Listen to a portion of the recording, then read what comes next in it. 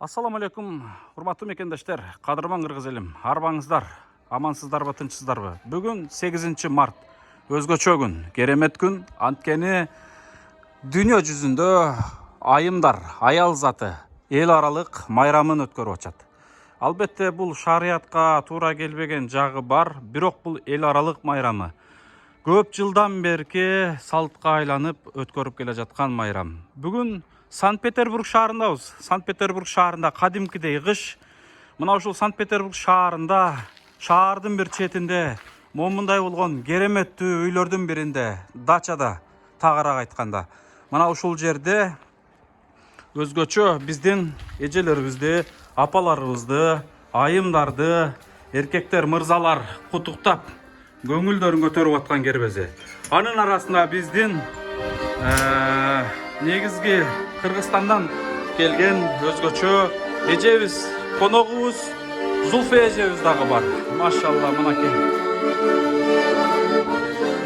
Урматтуу мекендештер, машалла.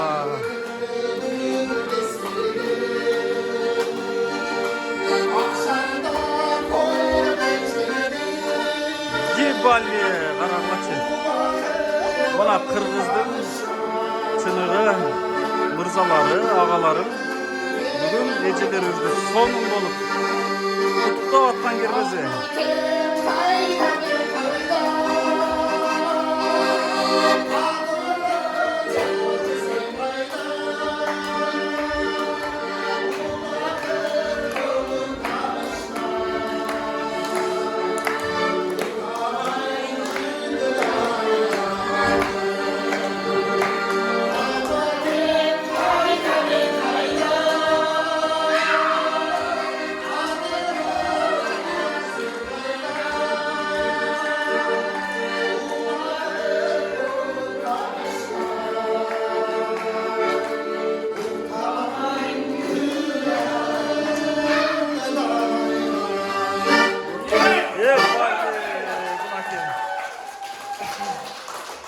Ассаламу алейкум, урматтуу Санкт-Петербург шаарындагы агалар. Ассаламу алейкум. Арбаңыздар.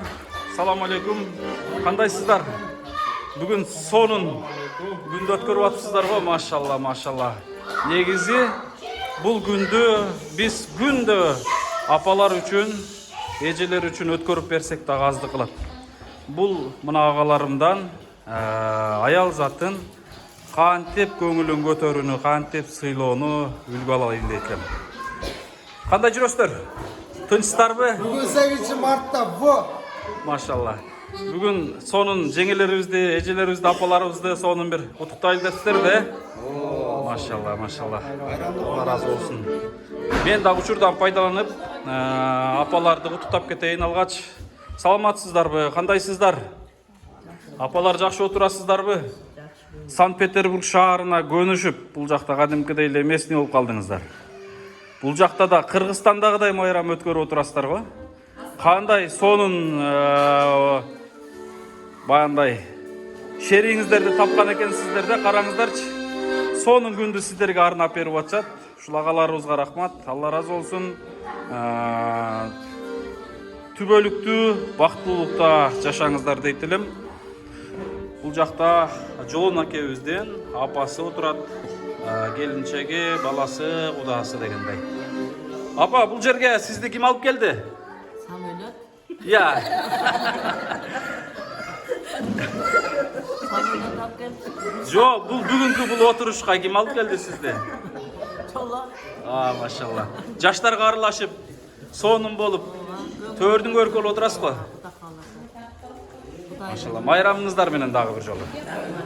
Урматтуу акелер, анда эмесе биринчи эжелерибизди куттуктап алып, апаларыбызга өзүбүздүн колубузда турган гүлдөрүбүздү берип алып, анан кийинки ишке өтсөк, бул агаларыбыздын бүгүн атайын өздөрү бул идеяны ойлонушуп, мына ушул иш-чараны чындыгында өздөрүнүн үй бүлөсү менен кошо жогоруда отурган Зулфия эжебизге бир ушундай бир өзгөчө майрамдык маанай тартуулайлы деп ушуну уюштурушуптур. Караңыздарчы, эмне деген керемет. Зулфия эжебиз кечээ больницадан чыкты. Мына ушул больницадан чыгышына ушундай бир сонун белек тартуулап, соонун ушундай бир жадыраган күндү тартуулап атышкан ушул агаларыбыздан Алла ыраазы болсун. Кыскача ким сүйлөп туруп анан баштаса? Жолон аке, өзүңүз бул идея кандай, каяктан эмне болуп пайда болду жана бүгүнкү күндү эмне үчүн тандап алдыңыздар? Бүгүнкү күнү эми ушу айымдардын майрамы, ушуну куттуктап, жоролорубуз менен куттуктап белгилегенди туура чечтик. Анан ошонун күнү менен бүгүн Зүлфия карындашыбыздын дагы көңүлүн көтөрүп коелу деп ушул күндү туура чечтик. Машалла, машалла. Рахмат. Разы болсун.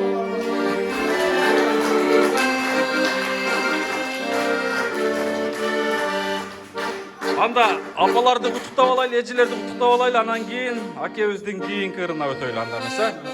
Жолон аке, өзүңүз баштасаңыз, Болот аке өзүңүз баштасаңыз. Болот акебиз Кыргызстандан атайын келип, мына эжелерибизди куттуктаган келип атат. Машалла.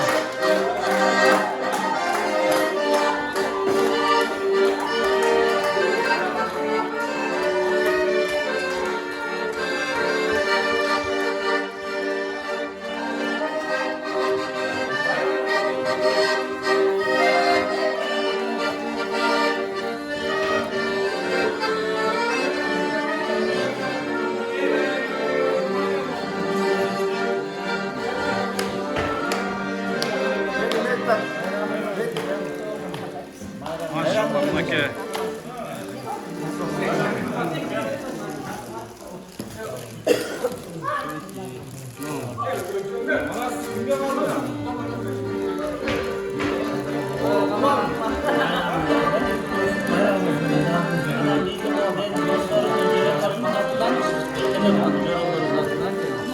Машалла, аке.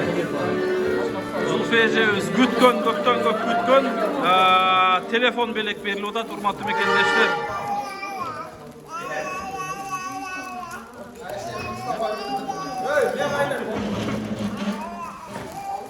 Рахмат, Жолон аке, досторуңуз менен рахмат. Бул Зулфия эжебизге өзгөчө белек болду. Чындыгында Алла ыраазы болсун баарыңыздардан. Зулфия эжебиз ушул телефонду көптөн бери күткөн. Көргөзүп коелучу, кандай телефон, эмне телефон экен? Охо, эми Зулфия эженин экинчи планын, экинчи баягындай мечтасын аткардыңыздар. Рахмат баарыңыздарга, Алла ыраазы болсун. Дагы бир байрамыңыздар. Мынакей керемет урматтуу мекендештер, албетте ушул агаларыбыздан, эжелерибизден, бир туугандарыбыздан чоң рахмат. Болот аке, өзүңүз да бир кыскача сөз айтып кеттиңиз. Не дейт, мына бүгүн аялдардын, энелердин, апалардын, карындаштардын, келинчектердин майрамы экен. Мен Питерге бүгүн келдим. Ушул достор ушул нерсени уюштурушкан экен. Мен дагы ушул нерсеге тилектеш болуп кошулуп калдым. Бүгүн кош майрам болду. Неге дегенде, Айшыныбыздын аялдардын майрамы, карындашым Зулфиянын дагы көптөн бир бүткөн ой максаттары ишке ашып отурат. Анан дагы сен дагы иштериң ийгилик менен рахмат. Токтобой алдыга карай умтула бер. Рахмат. Сенден кыргыз эли Алла ыраазы болсун. Рахмат. Дайыма кыргыз эли үчүн кызмат кылып, коопсуз иштерди кылып жүрөбүз. Чоң рахмат, чоң рахмат. Алла ыраазы болсун. Кеңиздер эми бир апабыздын сонун болгон Зулфия эжебизге, жалпы энелерге, апаларга жана бүгүнкү күндү уюштурган агаларыбызга бир сонун дубасын алайлы. Келиңиз эми апа, сонун дубаңызды бериңиз. Айшын өзүңүз бир дуа кылыңыз. Ömrün örtülesin, den solun örtülesin. Daima şunda жақсы күндөрдүн эси болуп жүрүлү, кызылган күнү болуп жүрүлү. Силердин артыңардан да дагы балдарың бактылуу болсо, эне да бактылуу деп. Şu жақсы күндөрүңөрдү сыйыңарды көрүп жүрүлү. Сүрдө сен дагы ушундай жақсы күндөрдүн дайыма күрөсү болуп тениң таза болуп, ушу жақсы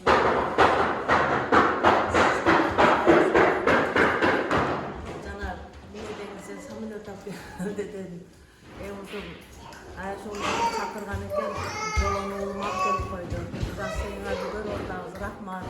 Ömrünün geleceğine gençleşmiş. Daima şu jakşı tatlıklı neyse oldu. Baktılı oldular. Айтқаныңыз келсін. Рахмат. Sizler de ушундай сыйлардын тең болуп, балдарыңар эмеле чоңоюп, şu сый көрүп жүргүлө sizler de. Рахмат. Amin. Bundan bir yapar Zülfiye kardeşiniz ama olasın ha. Amin. Айтқаныңыздар келсін. Amin. Сіздерге рахмат. Алла разы болсын. Зульфия эже. Зульфия эже. Медер зовет. Кандайсыз анан? Колуңузга жаңы телефон кармалыпсыз го я. Медер. Зульфия эже. Угуп атасызбы мени? Оғатам. Телефонуңуз кут болсун. Жаңы телефон кут болсун. Рахмат чоң. Караңыздарчы, ушул жолом акелер, агалар ушундай сизге сонун телефон белек кылып атат. Аябай сонун телефон экен. Ой. Эми бул телефон менен дүйнөнүн баары менен сүйлөшөсүз. Бул телефон менен эми сиз өзүңүз дүйнө менен сүйлөшөсүз. Бураса. Рахмат, машалла, машалла. Мынакей, Алла разы болсун. Чоң рахмат. Сизде очурат эми дагы бир шиңир таштаң эми.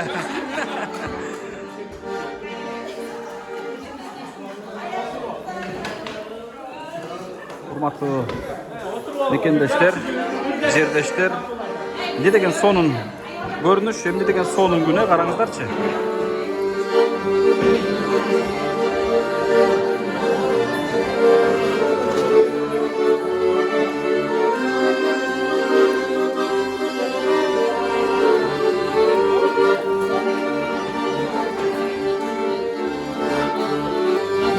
Ей!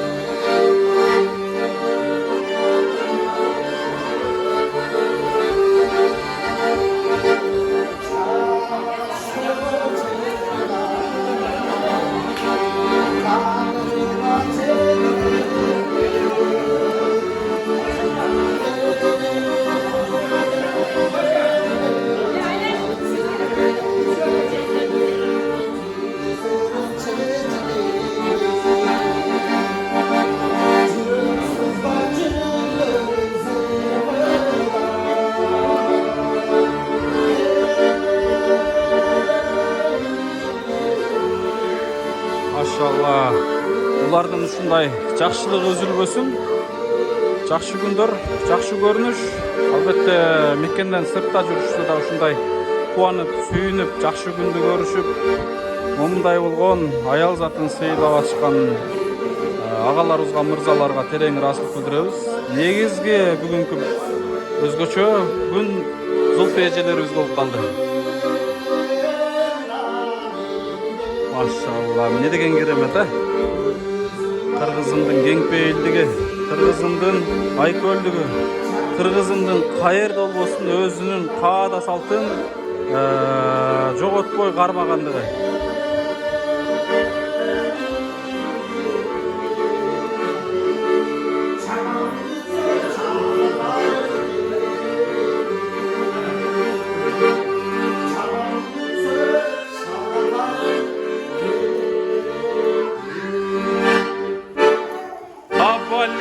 Kol çavular. Çoğun rahmat.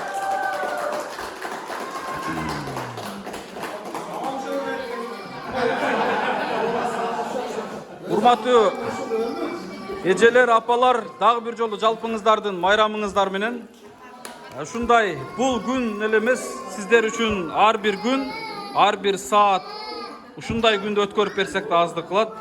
Ар бир эжелерибиз баатыр эне статусуна ээ болуңуздар. Бар болуңуздар, үй бүлөңүздөр менен бактылуулук өмүр сүрүңүздөр. Жана ушундай жолдошуңуздар бар экен, сиздер бактылуусуздар. Агаларыма, ушул Санкт-Петербург шаарында эмгектенип жүргөн акелериме, бир туугандарыма терең ыраазычылык. Биздин Ак Ниет Аманат коомдук фондунун атынан, жеке өзүмдүн атыман, жана Зульфия эженин үй бүлөсүнүн өзүнүн атынан жалпыңыздарга терең ыраазычылык билдиребиз. Рахмат сиздерге ушул эжебиздин көңүлүн көтөрүп, көңүлүн алып, эч ким болбосо дагы канча күндөн бери келген күнүбүздөн баштап бүгүнкү күнгө чейин кыжаалат болуп, сарсана болуп кызмат кылып жүрөсүздөр. Бул кызматыңыздардын үзүрүн Аллах таалам сөзсүз берет иншалла. Бар болуңуздар, бактылуу болуңуздар, көп жашаңыздар, тынч болуңуздар. Мына ушундай достор, эфирде мен болуп кеттим. Тынч болуңуздар, ушундай жакшылыктар боло берсин, аманчылыктар боло берсин, заманыбыз тынч болсун, апалар оорубасын. Негизгиси эч ким эч качан оорубасын. Зульфия эжебиздин экинчи өмүрү сонун жашоодо уланган болсун. Ушул агаларыбызга чоң рахмат. Алла разы болсун. Тынч болуңуздар.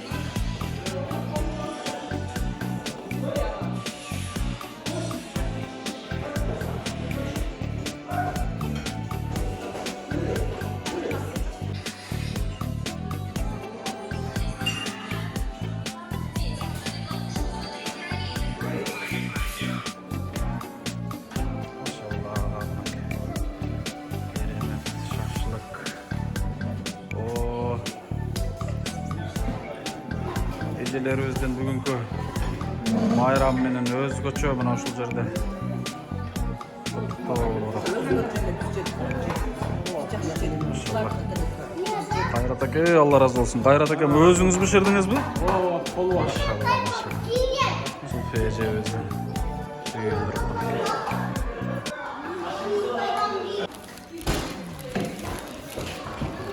Биринчиден мен векилерге жекелерге чоң ыраазычылыгымды билдирип өтмөкчүмүн. 8-мартта бизди кондокко чакырып, азыр ошол досторкон үстүндө шаар компанияда отурабыз. Анан векилерге дагы чоң ыраазычылыгымды билдирип кетем. Мен үчүн бул 8-март эсте калчу майрамдардын бири болуп калды. Сиздерден жакшы белек алдым. Сизерге чоң рахмат. Анан Атымды апа сиздерди өзүнчө куттуктап кетем. Сизерге бекем ден соолук, узун өмүр, бул келиңиздердин кызматын көрүп жүрөрүңүздөр демекчи элем. Улдар кыздарыңыздын, неберелериңиздин сый урматын көрүп жүрөрүңүздөр. Анан жана эжекелериме дагы ошол майрамыңыздар менен куттуктайм. Сиздерге да чын ден соолук, узун өмүр, бактылуу айымдардын катарын толуктап жүрөрүңүздөр. Балдарыңыздардын сый урматын көрүп жүрөрүңүздөр. Сизерге дагы чоң рахмат, Аллахым разы болсун. Дагы ушу эжелериме, апаларыма жакшы жүргөн. Мен медер айткан сөйлөмдөрүмө дагы унутпаган. Сүйлөйүн деп, угайын деп. Боптуру?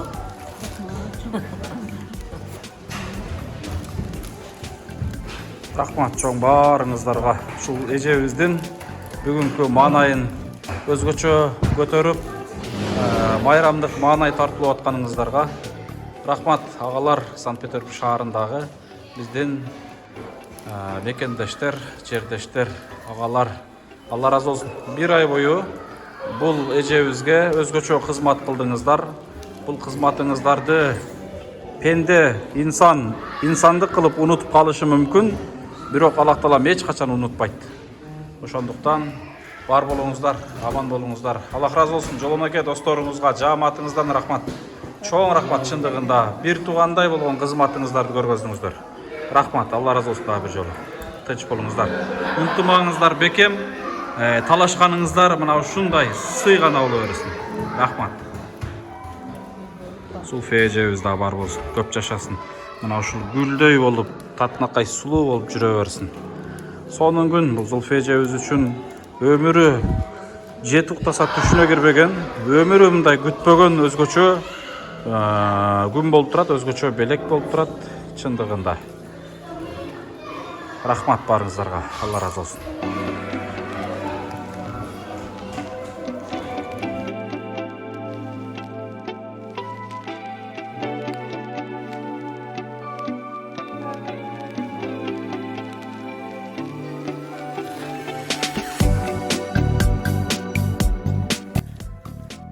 Мынаке 8 марттагы өттү.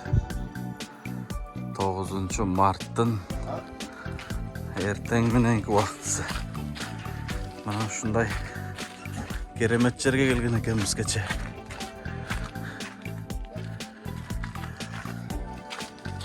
Бул жакта Кайратбек деген мен аяш экем шашлыкты кадырып атат. Түнү менен бизде шашлык менен сыйлап жеп кетти. Ассаламу алейкум. Кандайсыз? Жакшы. Бу үйдү катырып салып койгон экенсиңер да берге, шашлыкты катырып атасың анан. Достчар чогулганда ишерге келебиз. Машалла, сонун экен да. Аз кичине балдарга шашлык кылып коебуз. Шашлыктарыңыз кадимки Жалал Абадтагы ба Күргөйдөгү шашлыктардан да өтүп кетиптир аны. Ачык айтайын. Жон чайхана номер 1. Ошондой эле жасап салыпсыз. Assalamu alaikum, assalamu alaikum. Бул шашлык эме ачышыңыз керек экен да, Кайрат ака. Я. Оптап каласың. Уктап калыппын. Эмненин этинен жасап атасыз? Малдын этинен. Малдын этинен, Бул континент толуу жасалган кечкурунчу. Буну эме кылып койдуңуз беле баягында маринад этип. Маринад этип ошо. Менен жел шашлыктын желинде. Ошо ата силерге жетирип баягында доставка кылайын деп түнү менен уктап алдым анан. Эми уктап калыптын азыр. Азыр остаткалар калды. Түнү менен шашлык болду. Кудайга шүгүр. Балдар чогулуп, достор чогулуп отуруп. Жакшы, майрамдык маанайлар дегендей.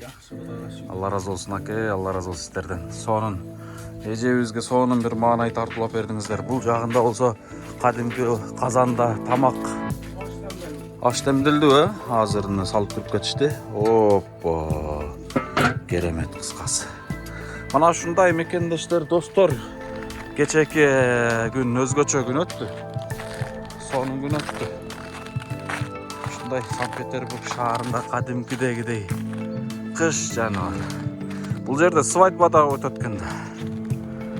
Ушундай кереметтүү жерде бизди конокко чакырган Санкт-Петербург шаарындагы ошол агаларыбыздан Алла разы болсун. Жалал Абадтык агаларыбыз Асланбай. Жолон агабыздын достору. Жолон экөөбүз ушул Санкт-Петербургдагы Жалал Абадтын мындай айтканда өкүлү болуп дайындалып, көптөгөн маселелерге карашып жардамдашышат экен. Мына ушундай достор, баардыгы сонун, Аллах разы болсун. Ушул сый урмат көргөзгөндөргө адакталам дагы сый белегин тартуулаган болсун.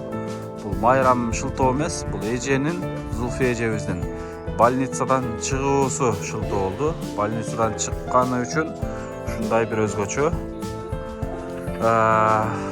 кечеки татынакай жакшы күн тартууланды эжебиз үчүн иншалла.